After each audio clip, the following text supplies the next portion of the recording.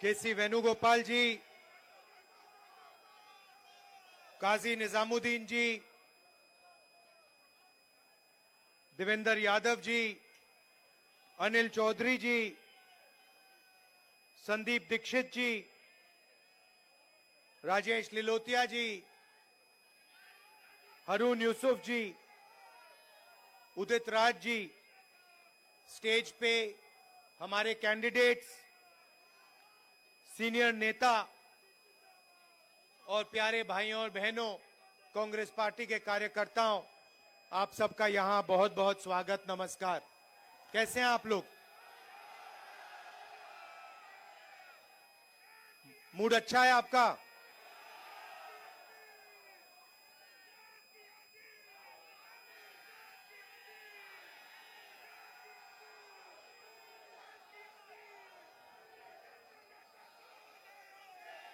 देश में विचारधारा की लड़ाई चल रही है। एक तरफ वो लोग खड़े हैं जो चाहे कुछ भी हो जाए, चाहे कुछ भी हो जाए, इस संविधान की रक्षा करेंगे। संविधान में साफ लिखा है, पहले पेज पे लिखा है कि हिंदुस्तान हर हिंदुस्तानी का है, चाहे उसकी कोई भी जात हो, कोई भी धर्म हो, अगर वो हिंदुस्तानी है तो इस देश में उसकी रक्षा होनी चाहिए, उसको प्रोटेक्शन मिलनी चाहिए।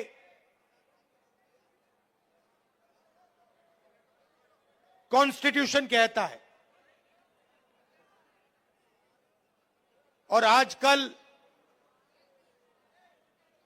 बीजेपी के लोग, आरएसएस के लोग इस संविधान को खत्म करने में लगे हुए हैं। नफरत फैलाते हैं, एक भाई को दूसरे भाई से लड़ाते हैं,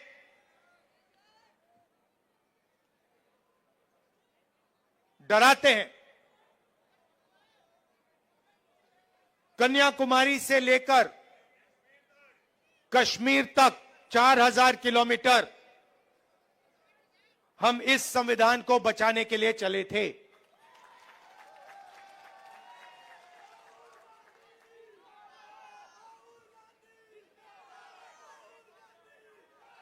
अंबेडकर जी के संविधान पर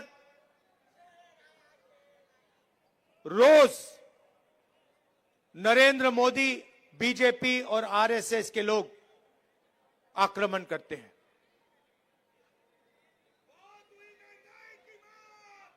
और मैं आपसे यह कहना चाहता हूं कि मेरी राजनीति और कांग्रेस पार्टी की राजनीति में बिल्कुल क्लैरिटी है। हमारे लिए इस देश के सब लोग एक समान हैं। इस देश में मोहब्बत नफरत को काटेगी, हराएगी। मोहब्बत हिंसा को काटेगी और हराएगी। और आप मेरी पूरी लाइफ की राजनीति देख लेना, मैं आज की बात नहीं कर रहा हूं। जब तक मैं जिंदा हूं, आप लिख के ले लो, अगर किसी भी हिंदुस्तानी पर आक्रमण होगा, चाहे वो कोई भी हो, किसी भी धर्म का हो, मुसलमान हो, हिंदू हो, सिख हो, ईसाई हो, चाहे वो किसी भी जात का हो, दलित हो, पिछड़ा हो, राहुल गांधी वहां आपको उसकी रक्षा करते हुए मिलेगा।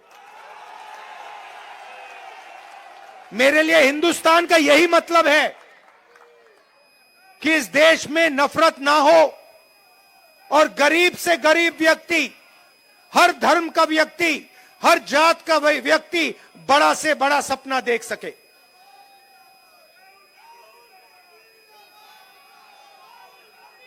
ऐसा हिंदुस्तान मैं नहीं चाहता हूं और हम नहीं चाहते हैं जहां अरबपति जो भी करना चाहे कर ले, अदानी अंबानी जैसे लोग पूरे देश को खरीद लें, सारे के सारे बिजनेस कंट्रोल कर लें, सारे एयरपोर्ट्स ले जाएं, सारे पोर्ट्स ले जाएं, सड़कें उनकी, जमीन उनकी, पावर प्लांट उनके, और गरीब जनता देखती रह जाए, भूखी मर जाए।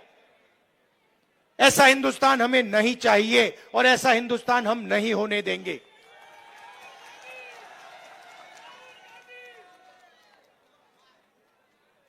मैं जहां भी जाता हूं, अपनी मीटिंग्स में 2-3 चीजें कहता हूं और ये आपको अच्छी तरह समझना होगा। इस देश में गरीब लोगों की भागीदारी नहीं है। अभी आपने कहा, महंगाई की बात की और आपने कहा कि महंगाई बढ़ती जा रही। मैं आपसे पूछना चाहता हूं, महंगाई बढ़ रही है, कम हो रही है? महंगाई के बारे में नरेंद्र मोदी जी ने और केजरीवाल जी ने क्या कहा था? कहा था कि महंगाई कम करेंगे। हुई महंगाई कम? बढ़ती जा रही है और गरीब लोग गरीब होते जा रहे हैं और अमीर लोग अमीर होते जा रहे हैं। 100 लोग हैं, 150 लोग हैं अरबपति जो हिंदुस्तान को कंट्रोल करते हैं। देश का पूरा फायदा उनको मिलता है। अदानी, अंबानी, नरेंद्र मोदी जी की मार्केटिंग करते हैं। आपने कभी नरेंद्र मोदी जी को इनके बारे में कुछ बोलते हुए सुना है? केजरीवाल जी ने अदानी जी के बारे में कुछ बोला है? कभी बोला है? एक शब्द नहीं बोलते हैं, एक शब्द नहीं बोलते हैं। और मैं साफ बोलता हूं कि हम अरबपतियों का देश नहीं चाहते हैं। मैं जाति जनगणना की बात करता हूं और मैंने उदाहरण दिया, इस देश में कम से कम 50% पिछड़े वर्ग के लोग हैं। 50% पिछड़े वर्ग के लोग हैं। 15% दलित हैं, 8% आदिवासी हैं, 15% माइनॉरिटी हैं। आप सरकार की कोई भी संस्था देखो, बड़े से बड़े बिजनेस देखो, जुडिशरी देखो, आपको पिछड़े वर्ग के लोग, दलित, आदिवासी, माइनॉरिटी के लोग नहीं मिलेंगे। मैंने उदाहरण दिया था, हिंदुस्तान की सरकार को 90 आईएएस अफसर चलाते हैं। पूरा का पूरा बजट ये बांटते हैं। सड़कों में कितना पैसा जाएगा, एग्रीकल्चर में कितना पैसा जाएगा, डिफेंस में कितना जाएगा, बिजली में कितना पैसा जाएगा, निर्णय ये लेते हैं। 90 लोग हैं। 90 में से 50% आबादी पिछड़े वर्ग की है देश में। 90 में से 3 पिछड़े वर्ग के हैं। आबादी आपकी 50%, आबादी आपकी 50%, भागीदारी आपकी 90 में से 3। और बजट की बात आती है तो जो ओबीसी वर्ग के अफसर हैं वो 100 रुपए में से 5 रुपए का निर्णय लेते हैं। दलितों की आबादी 15% है। 90 में से 3 अफसर उनके 100 रुपए में से 1 रुपया का निर्णय वो लेते हैं। मतलब अगर आपने पिछड़ा वर्ग, दलित वर्ग मिला दिया, जिनकी आबादी 65% है, उनकी भागीदारी 6% है। 100 रुपए में से 6 रुपए का निर्णय ये लोग लेते हैं। बड़ी बड़ी कंपनियां हैं, अदानी, अंबानी, टाटा, बिरला, 500 सबसे बड़ी कंपनियों की लिस्ट निकालो और आपको दिखेगा कि मालिकों में आपको एक आदिवासी, एक दलित, एक पिछड़ा, एक माइनॉरिटी का व्यक्ति नहीं मिल सकता। मैनेजमेंट टीम के नाम निकालो, आपको एक पिछड़ा वर्ग का व्यक्ति नहीं मिलेगा, एक दलित नहीं मिलेगा, एक आदिवासी नहीं मिलेगा। यह हिंदुस्तान की सच्चाई है। और जब मैं जाति जनगणना की बात करता हूं, नरेंद्र मोदी जी के मुंह से एक शब्द नहीं निकलता और केजरीवाल जी के मुंह से एक शब्द नहीं निकलता है।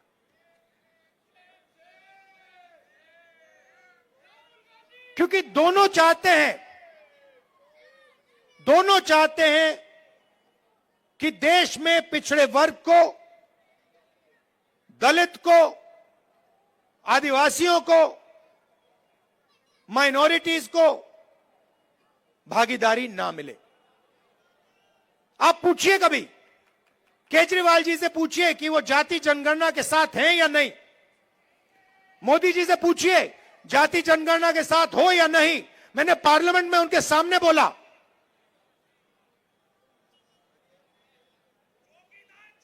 नरेंद्र मोदी जी बैठे थे, मैंने उनसे साफ कहा, नरेंद्र मोदी जी आप करो ना करो, बच्चा भी जानता है। मीडिया वाले नहीं जानते, 6 साल का बच्चा जानता है। मैंने उनसे कहा कि आप करो ना करो मैं नहीं जानता, मगर जिस दिन कांग्रेस पार्टी की सरकार आएगी, रिजर्वेशन को 50% से ज्यादा कर देंगे और जाति जनगणना लोकसभा में, राज्यसभा में हम पास करके दिखाएंगे। हम भागीदारी चाहते हैं, हम समानता चाहते हैं, हम चाहते हैं कि गरीब से गरीब व्यक्ति, चाहे वो दलित हो, पिछड़े वर्ग का हो, हिंदू हो, मुसलमान हो, सिख हो, ईसाई हो, कि सब लोग बड़ा सा बड़ा सपना देख सके। मैं वो दिन देखना चाहता हूं जब 500 सबसे बड़ी कंपनियों में पिछड़े वर्ग के लोग मालिक बने, दलित मालिक बने, माइनॉरिटीज के लोग मालिक बने, आदिवासी मालिक बने। मैं वो दिन देखना चाहता हूं जब इस देश में सचमुच में पिछड़े वर्गों को भागीदारी मिले, माइनॉरिटीज को भागीदारी मिले, दलितों को भागीदारी मिले। और सच्चाई यह है कि लंबे लंबे भाषण होंगे, केजरीवाल जी भी करेंगे, नरेंद्र मोदी जी भी करेंगे, मगर जब भागीदारी देने की बात आएगी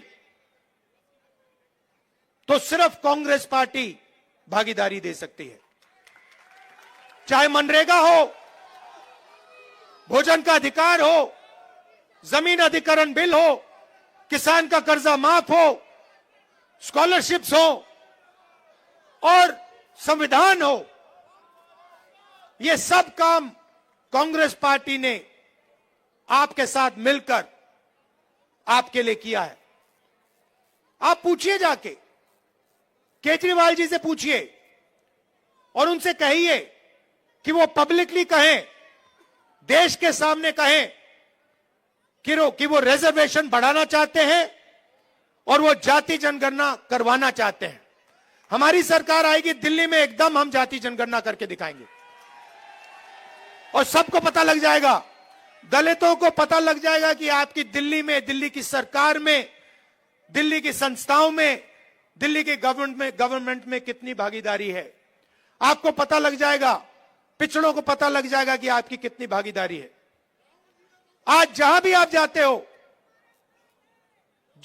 जाते हो, सरकार की संस्थाओं में आप जाओ, अस्पतालों में जाओ, प्राइवेट अस्पतालों में जाओ, प्राइवेट कॉलेजेस में जाओ, आपको पिछड़े वर्ग के लोग नहीं मिलेंगे, आपको दलित नहीं मिलेंगे। यह सच्चाई है हिंदुस्तान की। और जाति जनगणना एक क्रांतिकारी काम होगा। मैं आपको कह रहा हूं, दिल्ली की सरकार आएगी तो यहां करेंगे, और नेशनल लेवल पे लोकसभा में मैंने वायदा किया, हम उसको पूरा करके दिखाएंगे।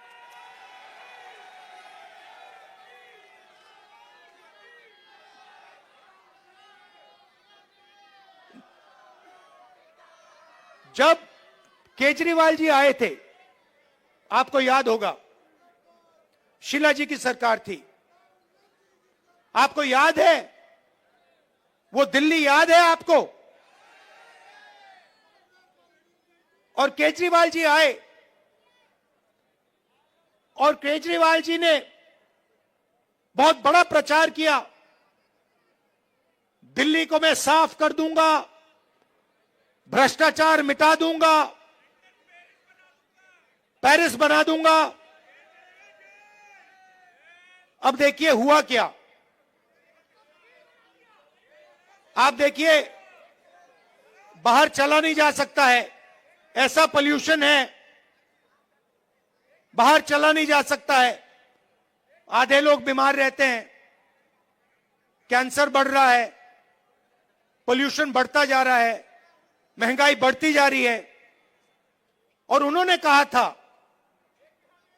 कि भ्रष्टाचार को अरविंद केजरीवाल जी मिटाएंगे।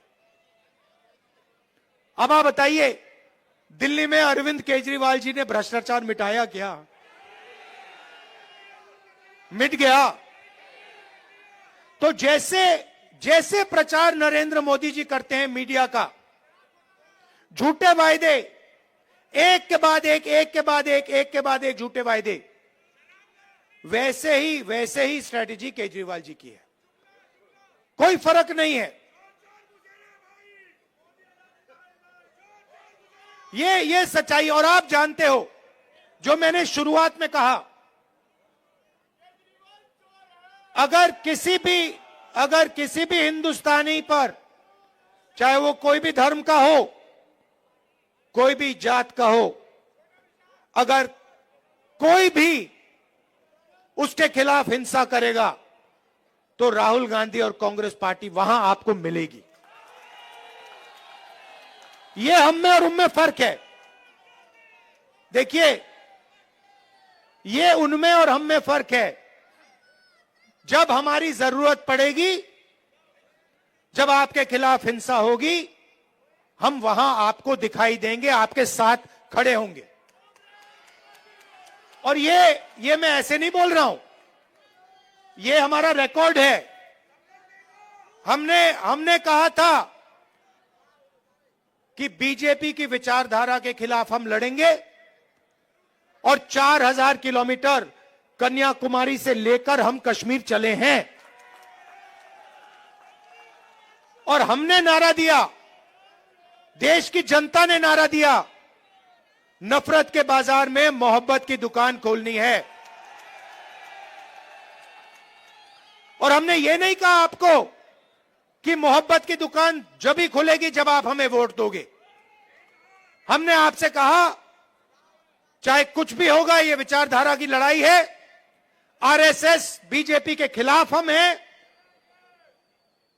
आज हैं, पहले थे और पूरी जिंदगी रहेंगे। और 4000 किलोमीटर हम चले, और देश का माहौल हमने बदल दिया। एक नए तरीके की राजनीति हम लाए,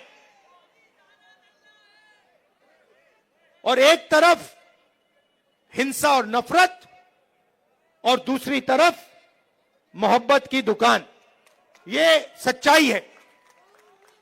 तो मैं आपको आश्वासन देने आया हूं 2-3 चीजों की। सबसे पहले, हिंदुस्तान सबका है, गरीबों का है, 10-15 अरबपतियों का हिंदुस्तान नहीं है। दूसरी बात, इस हिंदुस्तान में संविधान सबसे जरूरी है। इसकी रक्षा हमने की है। आपने देखा होगा, पहले नरेंद्र मोदी जी 400 पार की बात कर रहे थे, छाती फैला के 400 पार, और चुनाव के बाद संविधान को उन्होंने ऐसे किया, सिर पे लगाया। यह काम कांग्रेस पार्टी ने करवाया है। कांग्रेस पार्टी ने साफ उनको कह दिया कि देखो, बाकी सब ठीक है, अगर संविधान पर आक्रमण किया तो फिर हिंदुस्तान आपको माफ नहीं करेगा, देश आपको माफ नहीं करेगा। तो ये मैं आपसे कहना चाहता हूं, यहां पे कांग्रेस पार्टी का पूरा समर्थन कीजिए, कांग्रेस पार्टी को जिताइए, और जो पहले हम विकास करते थे, जो पूरी दुनिया को मालूम है, जो शीला दीक्षित जी ने काम किया था, जब कांग्रेस पार्टी कर पाएगी। कांग्रेस पार्टी कर सकती है, ना केजरीवाल जी कर सकते हैं, ना बीजेपी कर सकती है। यह सच्चाई है और आपने देख लिया है, आपके सामने सच्चाई है। दिल्ली की सच्चाई आपके सामने है, महंगाई की सच्चाई आपके सामने है, सड़कों की सच्चाई आपके सामने है, पोल्यूशन की सच्चाई आपके सामने है। तो कांग्रेस पार्टी को आप पूरा समर्थन दीजिए, हमारे कैंडिडेट्स को यहां जिताइए और दिल्ली में हमारी सरकार बनवाइए। आप सबका बहुत बहुत धन्यवाद। और कांग्रेस पार्टी के जो हमारे कार्यकर्ता हैं, हमारे जो बब्बर शेर हैं, आप सबका दिल से बहुत बहुत धन्यवाद। नमस्कार, जय हिंद, नमस्कार।